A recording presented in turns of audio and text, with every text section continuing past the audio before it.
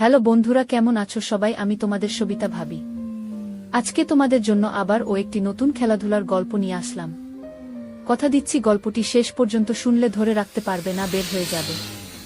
বন্ধুরা, প্রতিদিন এমন গরম গরম গল্প পেতে অবশ্যই চ্যানেলটি সাবস্ক্রাইব করে রাখবে। তো চলো গল্প শুরু করি। বোনের শ্বশুর রাতে আমার রুমে এসে আমার সাথে যা করে শুনলে আপনার আত্মা কেঁপে উঠবে। আপনার মেশিন দিয়ে পানি চলে আসবে, আপনি হাতের কাজ করতে বাধ্য হবেন। তাই গল্পটি মনোযোগ দিয়ে সম্পূর্ণ শুনুন। আমার গর্ভবতী দিদি তার নিজের খেয়াল রাখার জন্য বাচ্চার ডেলিভারির শেষের দিকে আমাকে তার নিজের শ্বশুরবাড়ি ডেকে নিয়েছিল। কিন্তু আমার জামাইবাবু সেই সময় আমার সাথে জোর জবরদস্তি করার চেষ্টা করেছিল, আর আমি ভয় পেয়ে গিয়ে আমার দিদিকে সবকিছু বলে দিয়েছিলাম। কিন্তু আমার দিদি আমাকে বলল, তোমাকে এগুলো করতেই হবে, না হলে বাইরের লোকের আঘাত অতটা কষ্ট দেয় না যতটা নিজের লোকের আঘাতে দেয়। আমার সাথেও কিছুটা এরকমই হয়েছিল। আমার এই গল্প আপনার শরীরের লোম খাড়া করে দেওয়ার মতো গল্প। কোনোভাবেই আমার নষ্ট হওয়ার পিছনে বাইরের কোনো লোক ছিল না। আমার এই গল্পটা আপনাদের কাছে পৌঁছানোর উদ্দেশ্য এটাই যে আপনারা সমস্ত বিষয়ে সাবধান থাকুন। আমার নাম নিপা। আমরা দুজন বোন ছিলাম। আমার বড় আপু নীল, আর বিয়ের সময় আমার মাত্র 14 বছর বয়স ছিল। আমাদের দুই বোনের বয়সের মধ্যে খুব একটা তফাৎ ছিল না, কিন্তু আমার দিদি আমার একমাত্র বোন ছিল, আর এই জন্য তার বিয়ের সময় আমাকে দেখে খুব খারাপ অবস্থা হয়েছিল। আমার জামাইবাবু আসে বিদায়ের পর আমাকে ভালোবেসে আমায় তার পাশে বসাল আর আমার হাত ধরে বলতে লাগল, নিপা, তাদের কি আছে, শালি তো আধি ঘরওয়ালি হয়, তোমার যখন মন চাইবে আমাদের ঘরে চলে আসবে। জামাইবাবুর এই কথা শুনে আমি ভীষণ খুশি হয়ে গেলাম। দিদি বিয়ে করে অন্য শহরে চলে গেল। আশিক জামাইবাবু বলতে লাগল, যখনই তুমি তোমার দিদির কাছে আসবে তখন আমি নিজে তোমাকে আমাদের শহরে ঘোরাব। দিদি বিদায়ের পর চলে গেল, কিন্তু আমার মনে ইচ্ছা হলো যে কখন আমি আমার দিদির বাড়ি যাব আর খুব মজা করব। দিদির বিয়ে হয়েছিল 1 বছর হয়ে গিয়েছিল, কিন্তু আমি তার শহরে যেতে পারিনি। পুরো 1 বছর পরে দিদি আমাদের বাড়ির কাছাকাছি এসে ঘুরে গেছিল, আর আশিক জামাইবাবু তার সাথে ছিল। সে খুবই ভালো মানুষ এবং খুব ভালোবাসতো আমাকে। যতদিন সে আমাদের বাড়িতে ছিল ততদিন আমার আগে পিছনে ঘুরতে থাকতো, আমার খুব খেয়াল রাখত। সে আমার জন্য অনেক কিছু উপহার আনত। আমার কোনো ভাই ছিল না, এই জন্য আমার তার প্রতি খুব ভালোবাসা ছিল। আন্তরিক তার নাম ছিল। 1 সপ্তাহ আমাদের সাথে কাটিয়ে দিদি আবার নিজের শ্বশুর বাড়ি চলে গেল। 1 মাস পরে আবার আপু ফোন আসলো, কিন্তু দিদি ভীষণ চিন্তায় ছিল আর মাকে বলেছিল যে সে প্রেগন্যান্ট, আর এই অবস্থায় অন্য শহরে গিয়ে থাকতে পারবে না, কেননা তার ভীষণ বমি হচ্ছিল আর ডাক্তার তাকে আরাম করতে বলেছিল। এটা শুনে মা ও চিন্তায় পড়ে গেল। আমার দিদির মধ্যে তো যেন মনে হতো আমার মায়ের প্রাণ ছিল, এতটাই ভালোবাসতো মা আপুকে। মা দিদিকে আমাদের ঘরে এসে যখন থাকতে বলল তখন দিদি বলল, আশি তাকে একা ছেড়ে থাকতে পারবে না। যদি দিদি এখানে চলে আসতো তাহলে আশিক জামাইবাবু আর তার বাবার অনেক অসুবিধা হতো, আর এমনিতেও এটা তো 12 মাসের ব্যাপার নয়, পুরো 9 মাস বাকি। দিদির এই কথা শুনে মা বলল, তুমি চিন্তা করো না, আমি তাকে তোমার কাছে পাঠিয়ে দিচ্ছি, আর বোন গেলে তোমার মনও ভালো হয়ে যাবে, আর নিপা তোমার বাড়ির কাজকর্মেও তোমাকে সাহায্য করতে পারবে। মায়ের এই কথা শুনে দিদি খুব খুশি হয়ে গেল আর বলল যে নিপাকে একা পাঠাতে হবে না, আমি আশিককে বলে দিচ্ছি। আমি তো কবে থেকেই সুযোগের অপেক্ষায় ছিলাম আর কতবার প্রার্থনা করেছিলাম ওখানে যাওয়ার জন্য, আর এই জন্য সঙ্গে সঙ্গে আমি খুশি হয়ে গেলাম। আর খুশি খুশিতে আমি নিজের জিনিসপত্র গুছিয়ে নিলাম। মাসি হওয়া একটা আলাদাই খুশি আমার মধ্যে ছিল। 2 দিন পরে জামাইবাবু আমাকে নিতে আসলো, আর আমি তার সাথে আমার বোনের কাছে অন্য শহরে চলে এলাম। দিদির শ্বশুরবাড়িতে শুধুমাত্র আশিক জামাইবাবু আর তার শ্বশুর ছিল, এজন্য আমার সেখানে থাকতে কোনো অসুবিধা হয়নি। দিদির শ্বশুর বাড়িতে শাশুড়ি নন্দের কোনো ঝামেলা ছিল না। দিদি আমাকে দেখে ভীষণ খুশি হয়ে গেল। দিদি আগে থেকেই আমার জন্য আমার পছন্দের খাবার তৈরি করে রেখেছিল। আমার থাকার জন্য সামনে একটা ঘর আমাকে দিয়ে দিয়েছিল। দিদির শ্বশুরকে সালাম করতে আমি যখন তার ঘরে গেলাম তখন তার অদ্ভুত কাণ্ড দেখতে পেলাম। দেখলাম সে বিছানায় পড়ে থাকা একজন অসুস্থ লোক, আর আমাকে দেখে অদ্ভুত অদ্ভুত কথা বলতে লাগল। দিদি আমার হাত ধরে তার শ্বশুরের ঘর থেকে আমাকে বাইরে নিয়ে আসলো আর বলতে লাগলো তার শ্বশুর অনেক বছর ধরে অসুস্থ, এই জন্য মাঝে মধ্যে সে উল্টোপাল্টা কথা বলে ফেলে। তার ঘরে আর যেন আমি না যাই, আর আমার ওই ঘরে যাওয়ার কোনো দরকার নেই, তাও দিদি আমাকে বলে দিল। দিদির শ্বশুর দিদির বিয়েতেও আসেনি আমাদের বাড়ি। আশিক জামাইবাবু সম্বন্ধে আমার বাবার কোনো একটা বন্ধু দিদির সাথে করিয়েছিল। আমার দিদির শ্বশুরের সাথে আমার এই প্রথম দেখা হয়। আর সত্যিই তো এটাই ছিল যে আমি তার শ্বশুরের সাথে দেখা করে ভীষণভাবে ভয় পেয়ে গিয়েছিলাম। আমি দিদির ঘরে এসেছি 2 দিন হয়ে গেল। আমি আর তার শ্বশুরের ঘরে যাইনি। আশিক দুলাভাই আমার খুব খেয়াল রাখত। আর দিদির শরীর ভালো না থাকার জন্য দিদি বেশিরভাগ সময় বিছানায় শুয়ে কাটাত। সারা ঘর আমি সামলে নিয়েছিলাম। কিন্তু একদিন এমন কিছু হয়ে গেল যে আমার গায়ে কাঁটা দিয়ে উঠল। রাত্রিবেলা খাবার পর রান্নাঘর পরিষ্কার করে আমি যখন ঘরে আমি ভাবলাম যে আমি স্নান করে আসি। গরম এত বেশি পড়েছে যে পুরো ঘেমে গিয়েছিলাম। আমি স্নান করার জন্য আমার ঘরের বাথরুমে ঢুকে গেলাম। কিছুক্ষণের মধ্যেই আমি যেন অনুভব করলাম যে কেউ আমাকে দেখছে। প্রথম আমার মনে হয়েছিল যে এটা আমার ভুল। কিন্তু হঠাৎ করে আমার নজর বাথরুমের জানালার কাছে যখন পড়ল তখন আমি অবাক হয়ে গেলাম। ওখানে কোন একটা ছায়া যেন আমার উপর নজর রেখেছিল। আমি যেন দেখতে পেলাম। আর আমার বিশ্বাস হয়ে গেল যে কেউ লুকিয়ে লুকিয়ে আমাকে দেখছে। ব্যাপারটা আমি পুরো ঘাবড়ে গেলাম। আমি তাড়াতাড়ি জামা কাপড় পরে নিলাম। আর দৌড়াতে দৌড়াতে বাইরে বেরিয়ে এলাম। দিদির ঘরে যখন গেলাম তখন দিদি আর জামাই বাবু আরাম করে একসাথে বিছানায় শুয়েছিল। আমি তাড়াহুড়োতে তাদের ঘরের দরজায় টোকা দিতে ভুলে গিয়েছিলাম। এবার তাদের দুজনকে একসাথে দেখে আমি লজ্জা পেয়ে গেলাম। জামাইবাবু উঠে বসে পড়ল আর বলল, ভিতরে চলে এসো। নিতা দরজায় দাঁড়িয়ে কি করছো? আমি বুঝতে পারছিলাম না যে আমার কি করা উচিত। আমি তাকে কি করে বলতাম যে বাথরুমের জানালা দিয়ে কেউ আমাকে যেন দেখছিল মনে হলো। কোনো একটা ছায়া দেখতে পেলাম যেন মনে হলো। আমি এমনি বলে দিয়েছিলাম যে দিদির কাছে জিজ্ঞেস করতে এসেছি দিদি দুধ খাবে কিনা। দিদি বলল, তুমি আরাম করো, বাকি কাজটা শেষ করে দেবে। আমি দিদির ঘর থেকে বেরিয়ে যখন আমার ঘরে ঢুকেছিলাম তখন দেখতে পেলাম দিদির শ্বশুর বারান্দা দিয়ে হেঁটে নিজের ঘরে যাচ্ছে। আমাকে ভীষণ অদ্ভুত চোখে সে তাকাতে লাগল আর বলতে লাগলো, তুমি খুব সুন্দরী, নিজের খেয়াল রেখো কিন্তু। এই কথা শুনে আমি রেগে গেলাম। ভাবতেও পারিনি যে সে আমাকে এই ধরনের কথা বলতে পারে। আমি ভয় পেয়ে গিয়ে আমার ঘরে চলে গেলাম। সারা রাত আমি জেগে রইলাম আর জেগে কাটিয়ে দিলাম এসব ভেবে যে দিদি তো বলেছিল যে তার শ্বশুর পুরোপুরি অসুস্থ আর সে ঘর থেকে বেরোতেও পারে না। তাহলে এত রাতে সে বারান্দায় কিভাবে গেল আর সে কি করছিল? ব্যাপারটা তো খুব অদ্ভুত। আমাকে খুব ভাবিয়ে তুলেছিল। বাথরুমের জানালার কাছে যেটা ছিল সেটা কি শুধুমাত্র আমার চিন্তা নাকি সত্যি? ওটা কি আমার চিন্তা ছিল? ওটা দিদির শ্বশুর ছিল না তো? এই প্রশ্নটা আমাকে পাগল করে দিচ্ছিল। পুরো রাত এমনি তাকিয়ে তাকিয়ে আমি কাটিয়ে দিলাম।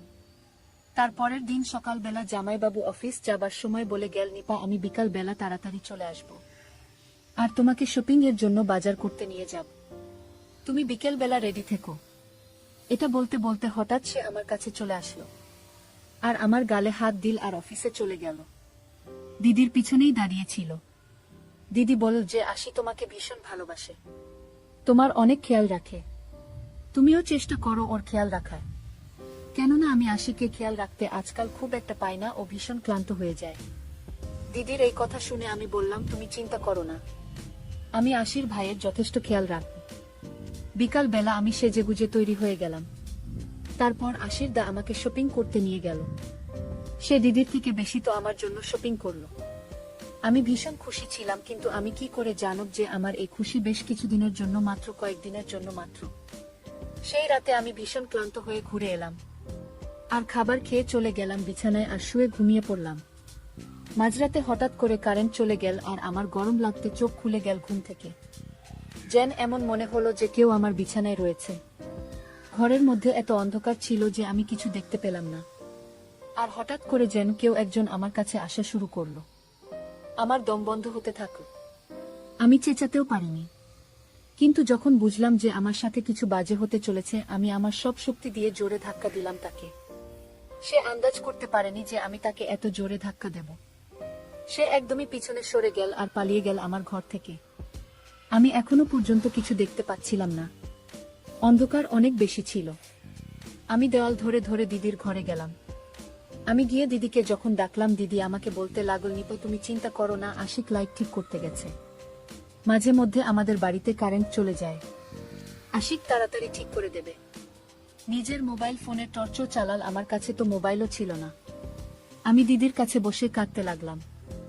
একটু পরেই লাইট চলে এল। দিদি বলতে লাগল, তুমিও পাগল আছো, একটুখানি অন্ধকার দেখে ভয় পেয়ে গেলে, তাহলে আমার কি খেয়াল রাখবে তুমি? দিদির কথা শুনে আমি বললাম, ব্যাপারটা সেরকম নয়, আমার ঘরে কেউ একজন ছিল।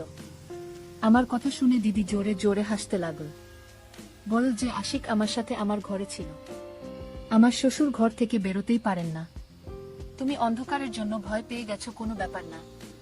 আমি জানি না আমি দিদিকে কিভাবে বিশ্বাস করব যে আমার ঘরে সত্যিই কেউ ছিল, কিন্তু সেটাকে ছিল আমি বুঝতেই পারছিলাম না। যদি আশির দুলাভাই দিদির সাথে থাকে তাহলে আমার ঘরে কি ছিল? প্রথমে বাথরুমের জানালার কাছে কেউ একজন নজর রেখেছিল, আর এবার ঘরের মধ্যে কেউ একজন ছিল, মনে হলো আমি ভয় পেয়ে গেলাম। আমার মাথার মধ্যে থেকেই খালি দিদির শ্বশুরের খেয়াল আসছিল। লাইট ঠিক করে আশির দাদা ঘরে আসলো আর আমাকে দেখে বলল যে, নীল, আমি তোমাকে প্রথমেই বলেছিলাম যে অন্ধকারেও ঘাবড়ে যাবে, তুমি ওর কাছে চলে যাও। দিদি জামাইবাবুকে বলতে লাগলো, খুব অন্ধকার ছিল, আমি যদি পড়ে যেতাম, আমি কি করে জানব যে ও এত ভয় পেয়ে যাবে? আমি দুজনকে বললাম, তোমরা আমাকে নিয়ে চিন্তা করো না, আমি ঠিক আছি, আর এবার আমি আমার ঘরে গিয়ে ঘুমিয়ে পড়ব। আমি দিদিকে বেশি চিন্তা করতে দিতে চাইনি, কেননা মা বলেছিল যে ডাক্তার দিদিকে টেনশন নিতে বারণ করেছে। আমি ভয় পেতে পেতে নিজের ঘরে এলাম আর দরজা ভিতর থেকে লক করে বিছানায় শুয়ে পড়লাম। ঘুম তো আমার আসছিল না কিছুতেই। আমি ভাবছিলাম যে কোনো না কোনো বাহানা করে ঘরে চলে যায়। পুরোটাই আমার মিথ্যা সন্দেহ ছিল না, এই ব্যাপারটা আমার পুরো বিশ্বাস ছিল। কেউ আমায় একাকিত্বের সুযোগ নেওয়ার চেষ্টা করছিল। পরের দিন আসি, দাদা কোনো একটা কাজের জন্য কিছুক্ষণের জন্য দুপুর বেলা অফিস থেকে ঘুরে আসলো। ওই সময় দিদি ওষুধ খেয়ে নিজের ঘরে গভীর ঘুমে ঘুমাচ্ছিল, আর আমি রান্নাঘরে খাবার তৈরি করছিলাম, আর আমাকে সে পেছন থেকে জড়িয়ে ধরেছিল। আমি তার থেকে এই ব্যবহার একেবারেই আশা করিনি। আমি ভয় পেয়ে নিজেকে তার থেকে ছাড়িয়ে নেওয়ার চেষ্টা করতে লাগলাম। আমার আওয়াজ যেন আমার গলার মধ্যে আটকে গেল আর আমি কিছু বলতে পারলাম না।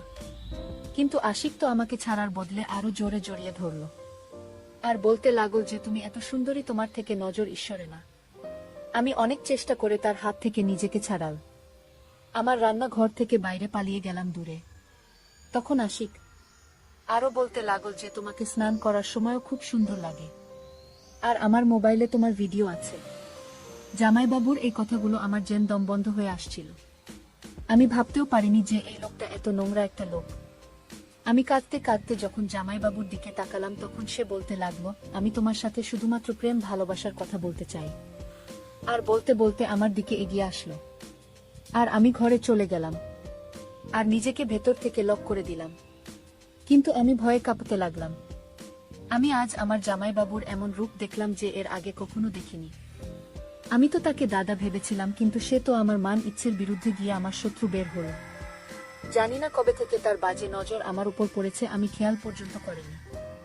আশিদা কিছুক্ষণের জন্য অফিস থেকে ঘরে এসেছিল, আর তাই সে আবার চলেও গেল অফিসে। আর আমি ঠিক করে নিয়েছিলাম যে আমি আর এক মুহূর্ত এখানে থাকবো না। বিকেল বেলা যখন দিদি নিজের ঘর থেকে উঠে আমার কাছে আসলো তখন কেঁদে কেঁদে আমার পুরো চোখ ফুলে গিয়েছিল। সে বিরক্ত হয়ে জিজ্ঞেস করতে লাগল যে, কি হয়েছে, কি ব্যাপারে তুমি এত কাঁদছো? আমি দিদির কাছে সত্যিটা লুকিয়েছিলাম, কেননা ওনার অবস্থা এমন ছিল না যে আমি জামাইবাবুর ব্যাপারে এত বড় কথা বলবো। আমি কাঁদতে কাঁদতে বললাম যে খুব মা বাবার কথা মনে পড়ছে, আমি বাড়ি যেতে চাই। কথাটা শুনে দিদি আমাকে জড়িয়ে ধরে বলল, মাত্র এইটুকু ব্যাপার, তার জন্য তুমি কেঁদে কেঁদে তোমার চোখ ফুলিয়ে দিয়েছ? তুমি চিন্তা করো না, আমি আশিককে বলব যে তোমাকে বাড়িতে পৌঁছে দিতে।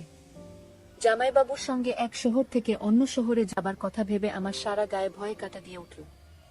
আমি দিদিকে বললাম যে বাবা আমাকে নিতে আসুক। দিদি বলল, ঠিক আছে, ভালো কথা, এই উসিলায় বাবার সাথে আমার দেখা হয়ে যাবে।